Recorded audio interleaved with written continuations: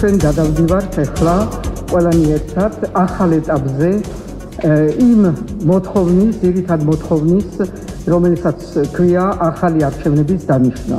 საქართველოს მოქმედი პრეზიდენტი და ოპოზიციის ლიდერი სალომე ზურაბიშვილი შეტევის ახალ სტრატეგიაზე გადადის, რაც უცხოელ პარტნიორებსა და ადგილობრივ ოპოზიციასთან ერთად ბიძინა ივანიშვილისთვის ახალი არჩევნების ჩატარების იძულებას და მასზე ზეწოლას გულისხმობს.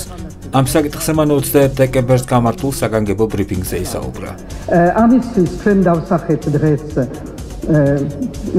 ვიტყოდი შეტევის სტრატეგია, სადაც ყველა მიმართულებით, ეს იქნება ჩვენი უცხოელ პარტნიორებთან, აქ შიგნით სამართლებრივად, რომ ყველაფერი ჩამოყალიბებული ქონდეს და არ აღმოჩნდეს ისეთ მდგომარეობაში, რომ უცებ დაინიშნოს არჩევნები და ჩვენ მზად არ ვიყოთ, ეს ყველაფერი უნდა იყოს გათვალისწინებული.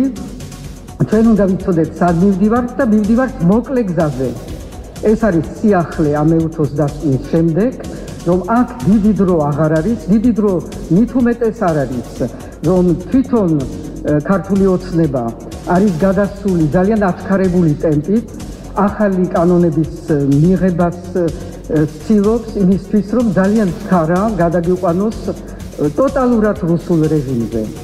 და ჩვენ ამას არ დავუშვებთ, ჩვენ უნდა ყველანაირი ზეწოლა გამოვიყენოთ შიგნიდან და გარედან იმისთვის, რომ ვაიძულოთ ბატონი ივანიშვილი, იმიტომ ის არის ერთადერთი, რომელიც აიღებს გადაწყვეტილებას იმისთვის, რომ არ ჩამოიშალოს მთლიანად მისი სისტემა, სანამ ჩამოიშლება მთლიანად, უნდა მიიღოს გადაწყვეტილება და დაინიშნოს ახალი არჩევნები. ამისი კონსტიტუციური ფორმების მოფიქრება ძალიან მარტივი არის და ამას არ ჭირდება ბევრი ვჭობა ამაზე.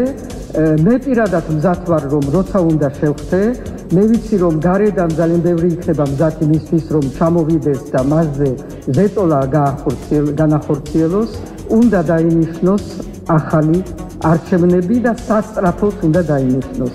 ამისთვის მე ასევე ხვალ ვიქნები პარლამენტის წინ ხალხთან ერთად, იმისთვის, რომ ჩვენ ერთად 9 საათზე მე გამოვალთ სიტყვით, იმისთვის, რომ ჩვენ ყველანი ერთად არა მხოლოდ ვინც აქ არის და ვინც მუშაობს უშუალოდ ამ საკითხებზე, არამედ იმ ადამიანებთან, რომლებიც ამდენი დღე არის მართავენ სხვადასხვა ფორმით, სხვადასხვა ადგილას ამ პროტესტს და რომელმაც გაიტანეს ეს პროტესტი საზღვრების გარეთ, მათთან ერთად, რომ კიდევ ერთხელ დავაფიქსიროთ ის, რომ არჩევნების გარეშე არაფერი არ იქნება და რომ ეს არის მთლიანად მთელი ქვეყნის მოთხოვნა, ასე რომ ხვალ მე დარწმუნებული ვარ, რომ ვიქნებით კიდევ უფრო მეტი, ვიდრე რაც ვართ და რაც ვიქნებით ყოველდღიურად.